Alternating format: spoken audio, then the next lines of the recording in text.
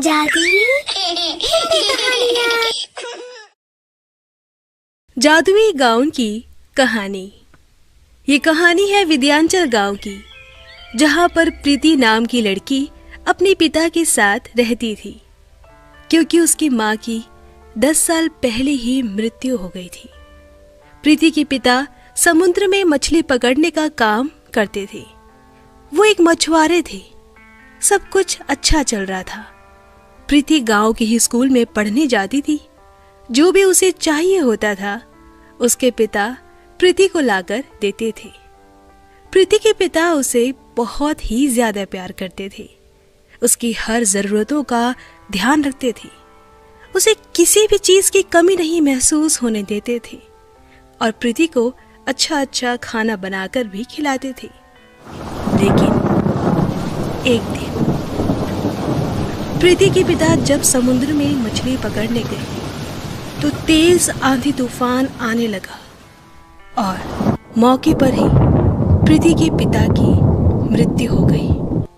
जब प्रीति को इस बारे में पता चला तो उसे बहुत दुख हुआ। वो बहुत रो रही थी।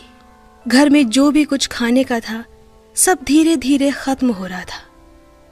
एक दिन प्रीति लोगों के घरों में काम मांगने गई तो किसी ने भी उसे काम नहीं दिया। एक ने कहा, मैं तुझे अपने घर में काम नहीं दे सकती। एक तो पहले अपनी माँ को खा गई और फिर अपने बाप को। अगर मैंने तुझे अपने यहाँ काम दिया तो तेरे रहने से मेरे घर वालों को भी कुछ हो जाएगा। जल्दी से चली जा यहाँ से। फिर उसकी बेटी आकर कहती है, माँ, आप ऐसा कैसे कह सकती हैं? वो बेचारी अब अकेली है। कितना बुरा लग रहा होगा उसे। अगर माँ उसकी जगह मैं होती तो जरा सोचिए आप। ज्यादा मत बोल, अभी तो हम जिंदा हैं। ऐ लड़की, चल जा यहाँ से। फिर प्रीति वहां से रोते हुए चली जाती है और अपने घर आकर अपनी माँ और पिता को याद करके बोलती है, माँ, बाबा, आप दोनों मुझे छोड़कर क्यों गए? देखो ना, यहाँ मुझसे कोई भी ठीक से बात नहीं कर रहा है और ना ही मुझे यहाँ कोई काम दे रहा है। मेरे पास खाने को भी कुछ नहीं है। अब मैं स्कूल भी नहीं जा पाऊंगी। मैं आपको बहुत परेशान करती थी, इसलिए आप दोनों मुझे छोड़कर गए हो ना? ठीक है, अब से मैं कभी भी आपको परेशान नहीं करूंगी। आप दोनों वापस आ जाओ ना। इतना कहकर प्रीति गिड़गिड़ाकर रोने लगती है। फिर उतने में पीछे से आवाज आती है, प्रीति।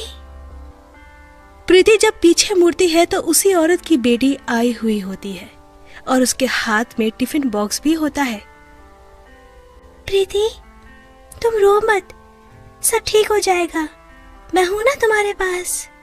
मैं तुम्हारे लिए खाना लाई हूँ और डेली लाऊंगी तुम्हारे लिए खाना, माँ से छुपाकर।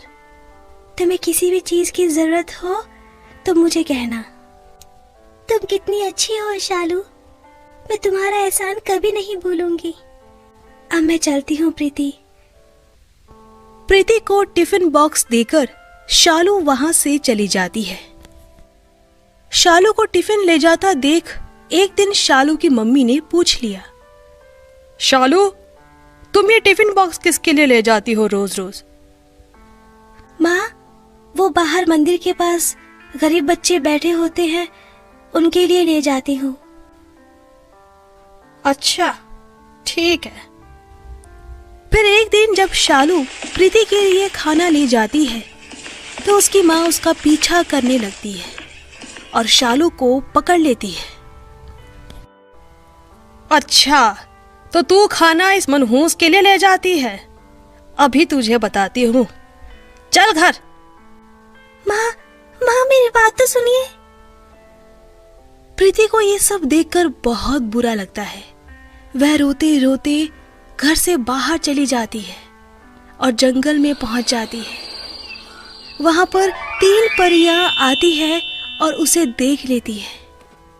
अरे, ये बच्ची इतनी रात को इस जंगल में क्या कर रही है और रो क्यों रही है? मुझे पूछना होगा, नहीं तो इसे कोई जंगली जानवर खा लेगा। अरे बेटी, तुम यहाँ इतनी रात को अकेले क्या कर रही हो? क्या हुआ? तुम रो क्यों रही हो? बेटी, तुम्हें इतनी रात को इतने घने जंगल में नहीं आना चाहिए था। मैं अनाथ हूँ, मेरा कोई नहीं है और गांव में मुझसे कोई भी प्यार नहीं करता। सब भगा देते हैं मुझे और ना ही कोई मुझे काम देता है। मेरे पास खाने को भी कुछ नहीं है। मुझे मेरे माँ और बाबा वापस ला दो। तुम तो परी हो ना, तुम्हारे पास तो जादू है ना। बेटी, भगवान अच्छे लोगों को अपने पास बुला लेते हैं। तुम्हारे माँ और बाबा अच्छे थे क्योंकि वहां भी अच्छे लोगों की ही जरूरत होती है। वो हमेशा तुम्हारे पास ही है। वो देखो ऊपर तारों को, वो तुम्हारे माँ और बाबा हैं। और अब तुम रोना बंद करो, नहीं तो उन्हें अच्छा नहीं लगेगा। ठीक है, मैं अब से नहीं रोऊंगी।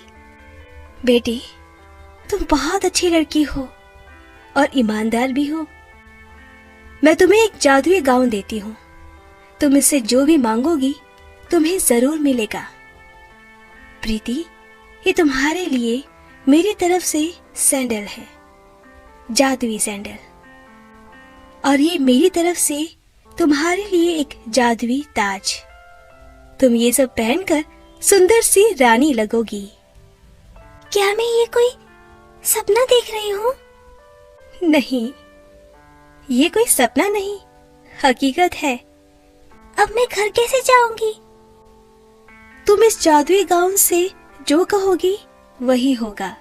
फिर प्रीति गाउन से घर जाने की बात करती है तो खुद को अपने घर में पाती है। सबसे पहले प्रीति जादुई गाउन से अपने लिए खाना मांगती है क्योंकि उसे बहुत ज्यादा भूख लग रही थी। और जैसे ही जादू से वहां खाना आता है, प्रीति ये सब देखकर बहुत खुश हो जाती है और फिर वो खाना खाकर सो जाती है। सुबह उठकर प्रीति सबसे पहले अपना जादुई गाउन पहनती है और उसके साथ वो जादुई ताज और जादुई सैंडल भी पहनती है और ये सब पहनकर वो बहुत खुश हो जाती है। मैं कितनी सुंदर लग रही हूँ। काश माँ और बाबा भी जिंदा होते। फिर उतने में एक अनाउंसमेंट होने की आवाज आती है। प्रीति बाहर जाकर देखती है, वहां एक अनाउंसमेंट हो रही थी ब्यूटी कॉन्टेस्ट कंपटीशन की। जो भी विजेता होगा उसे 1 लाख का इनाम मिलेगा। और प्रीति ये सुनकर बहुत खुश हो जाती है और अपना नाम लिखवा देती है। फिर उतने में कुछ लड़कियां प्रीति के पास आ जाती है। तुम्हारे पास तो कुछ भी नहीं है। तुम कैसे जीतोगी? तुम्हें अपना नाम नहीं लिखवाना चाहिए था।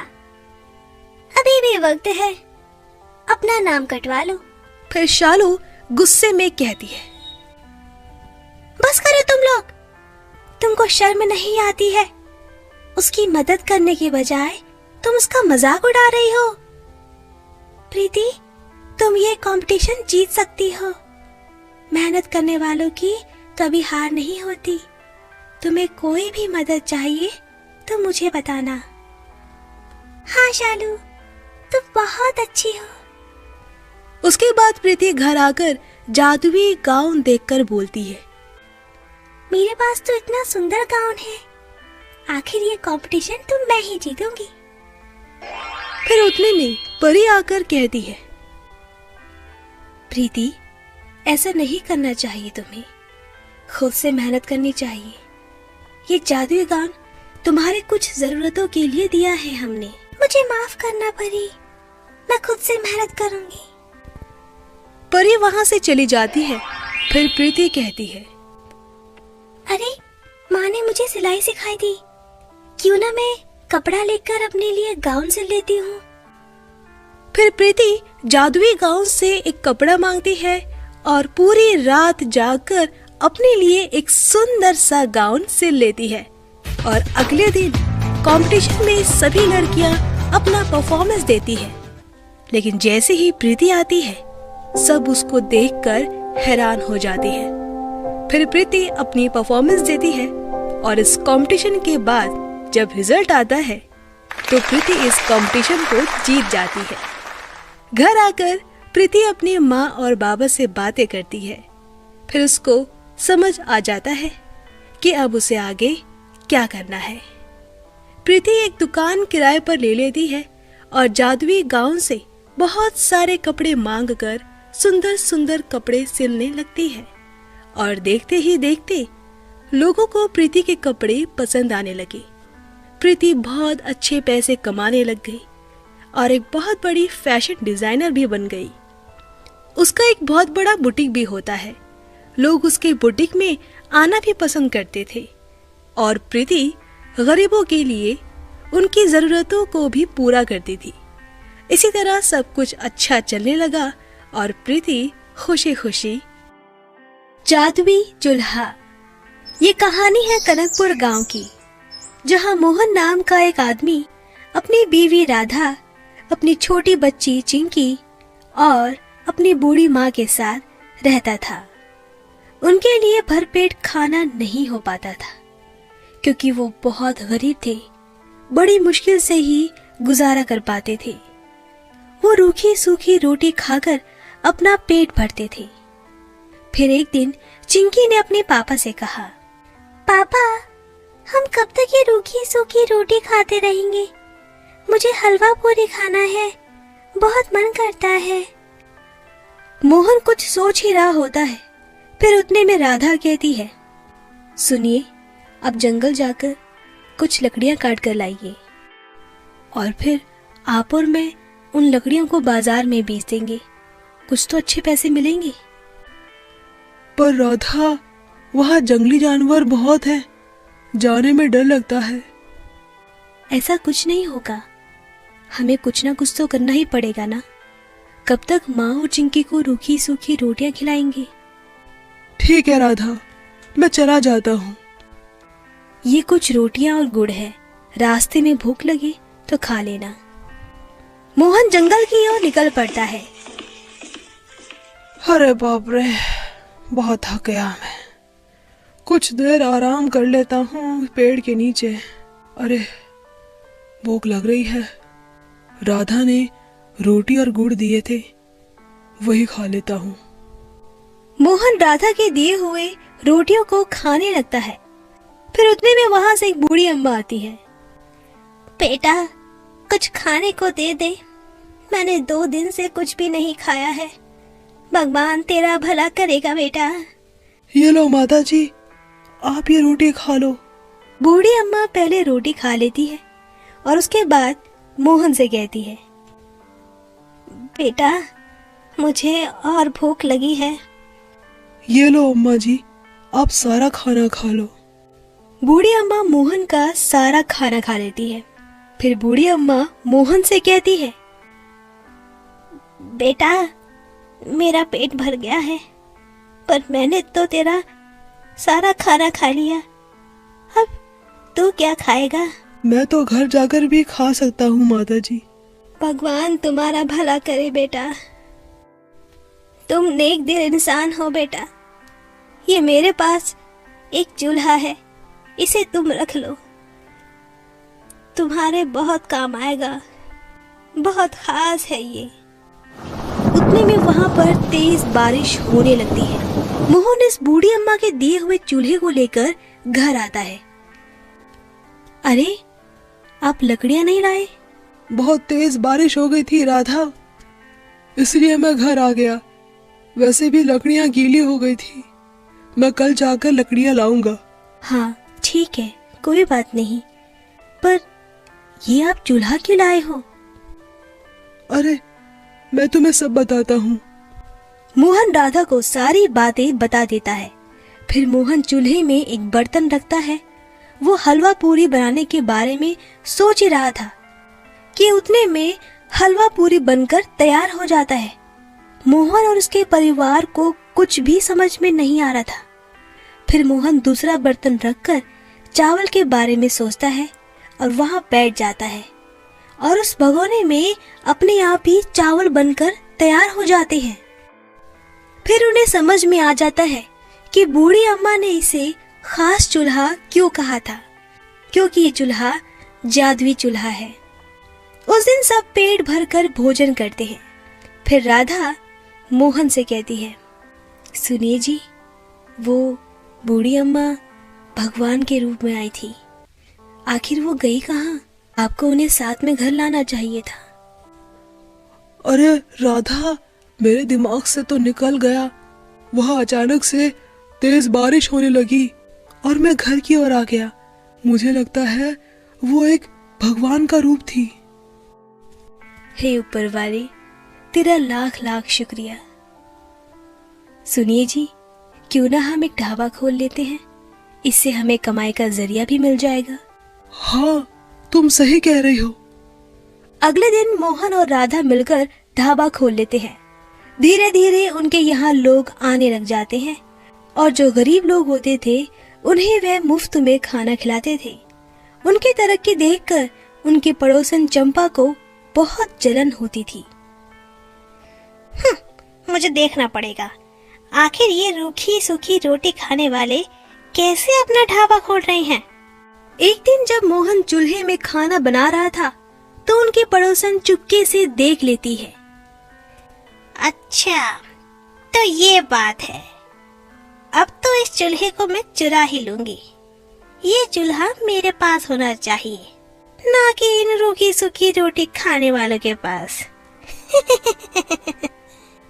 रात के वक्त सब सो रहे थे तो चंपा चुपके से आकर चूल्हे को ले जाती है।